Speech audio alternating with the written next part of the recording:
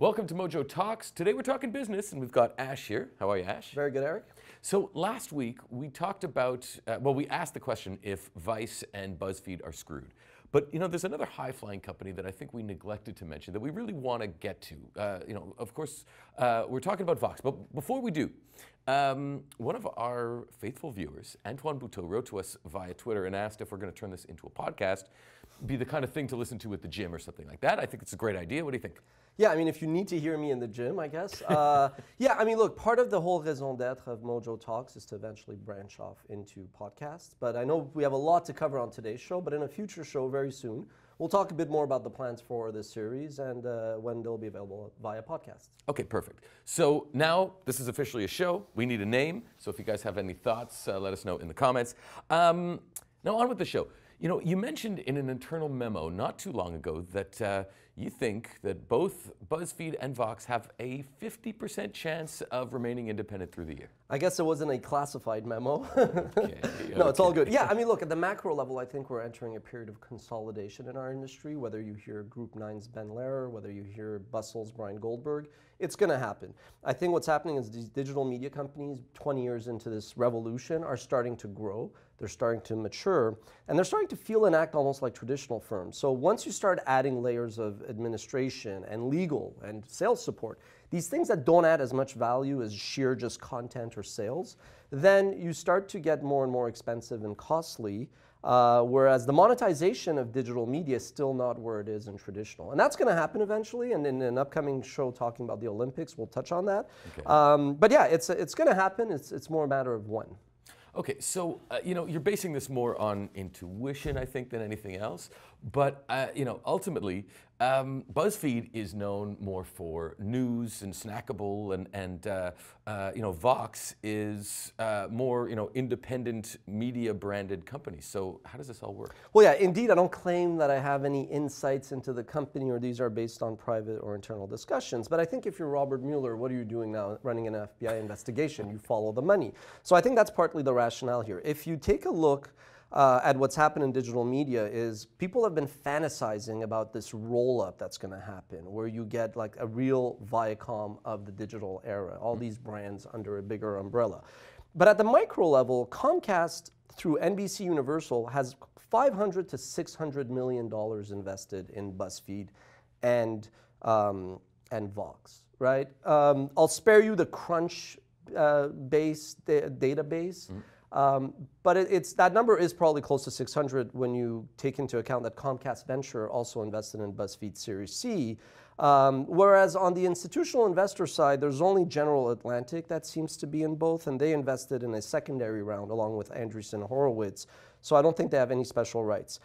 The thing is, NBC doesn't have a call, which is the right to buy, according to Jonah Peretti, CEO of BuzzFeed, in an interview he did with Variety in 2017. He said they don't have an option to buy us.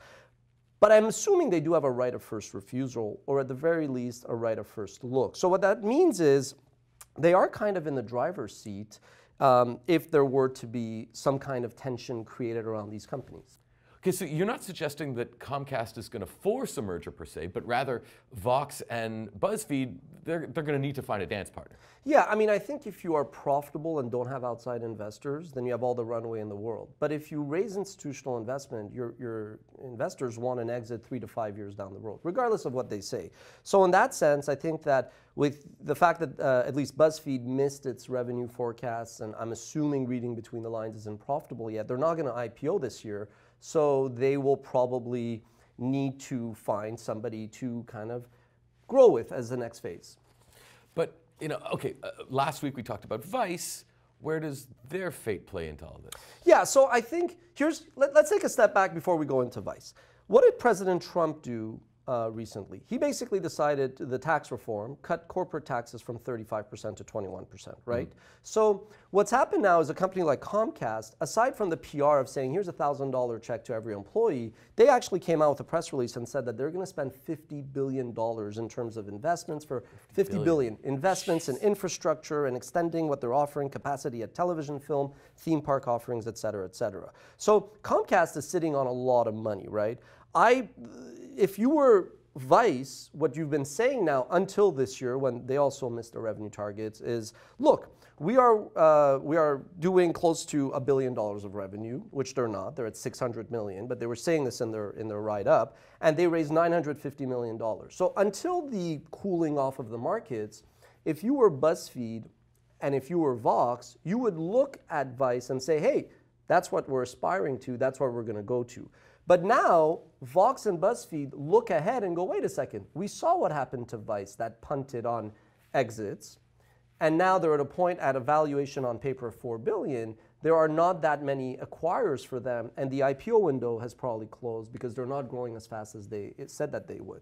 So because of that, all of a sudden, what's happened to Vice will maybe give some pause to Jim Bankoff, CEO of Vox, and BuzzFeed's Jonah Peretti.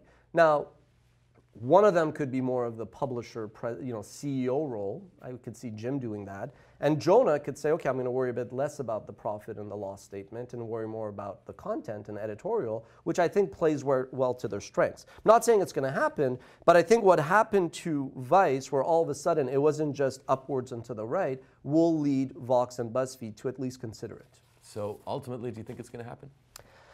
Well, I mean, look, I don't necessarily think anybody is sitting going, oh my God, these guys said, let's do this, or people are chatting on Twitter, let's do this. I think it's more that these are just conversations that are being had, right? I mean, Vice was claiming that they could be acquired or go IPO at 6, 7, 8 billion. But if you just look at what's out there, Discovery Communications with all of its assets is worth 8 billion. Lionsgate is worth 4 billion. Viacom is worth 13 billion, CBS is worth 21 billion. Now these are higher valuations.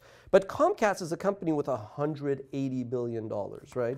Sorry, it's a company with a market capitalization. It's worth $180 billion. That's a lot of chairs. So, there's a game of musical chairs, and if you have an impatient board, then maybe the bells toll for these. So is it going to happen? I don't know. I give it a 33% chance that at year's end, both companies are independent. I give it a 33% chance that they will probably, based on some of the common people at the board level, be brought together to at least have the conversation. And what's ironic is actually that if they merge, then maybe it's less interesting for them to sell to NBC, because in that case, most likely, even though there's a little bit of overlap of revenue, they'll have a bigger revenue base. They'll be able to cut some of the costs through, hey, you don't need 2 legal departments, you don't need 2 finance departments. Maybe that'll push them into profitability, and then maybe they'll become a more attractive IPO offer. There you go. I'll send them my M&A advisory services and fees right there. Time will tell. Context is always king. Let us know what you think in the comments. And of course, if you have an idea for a title of the show/podcast, let us know. Thank you for being here, Ash. We'll see you guys next time.